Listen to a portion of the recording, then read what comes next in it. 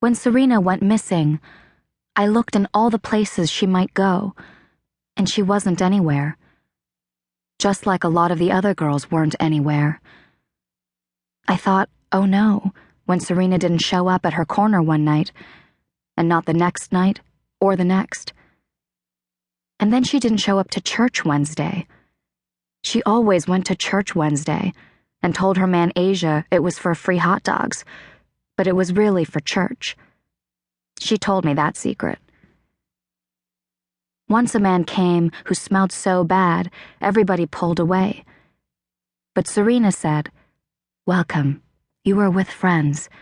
Have a hot dog." She said she picked me to love because of my name, Angel, and because of my face. But then she loved me just because. She said that. She said her heart's desire was to see an angel. She said, if I could see an angel, that would mean I'm still God's little girl. She said, Angel, if you get scared sometime, on a bad date, do this. She stared big-eyed at nothing over my head and said, Angel, Angel. I laughed, said, You see an angel? She said, No, not yet, but just saying it or thinking about one has powers. Really, Serena? I said. Ha, really? You think there's such a thing as angels? She said soft, maybe. But she meant, yes, really. The first time Call told me to get out there, and me scared and not knowing anything, and Call watching from the cafe across the street, saying no more candy for free. That first time, Serena said, I'll tell you what I know. She said, Your eyes be always on the man. You don't have eyes for anyone but him. You don't have business with anybody but him. That's the only way he can stand it. If you aren't alive, except when he needs you to be. Serena taught me about drinks and dinner, told me how to make it go fast, how to fake it. She said, and don't you forget, your name suits you. When she wasn't at church Wednesday, I said, Asia, where is she? He said, She's run out on me.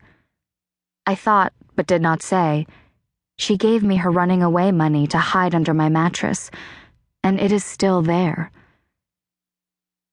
Last church Wednesday, Serena said to me, Angel, you write about Nana, who had a pretty house and pretty parents, and was a 10-minute walk from Mickey D's.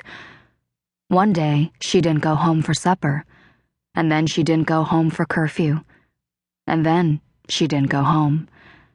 Nana went for a burger and ended up at Hastings in Maine. Her man, the one who found her lonesome, said to his friends, It's the ones from good homes who follow orders best. It's the ones from good families who have the best social skills, who never learned how to fight. They make the best money. Serena said to me, Tell the story of Connie, who said, I'm leaving the life behind, who said, I'm going to testify against the man who brought me here and dogged me awful. She said, I'm going to protect other girls and get that boy in jail.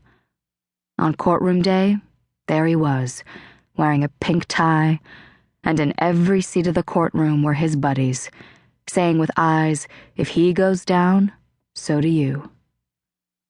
Right how Connie failed to prove to the judge that she was in imminent and present danger.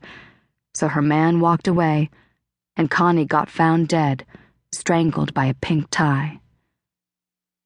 Serena said, John the John has made you read that poem, has taught you fancy words and fancy grammar. Angel, you tell about Blood Alley and Pigeon Park, the cardboard tents and the water rats and the delousing showers, the SROs and the cockroaches, the people drinking out of puddles, and all the girls going missing. Tell all that, Angel. I said no. She said yes. I said no. She said yes. I said no.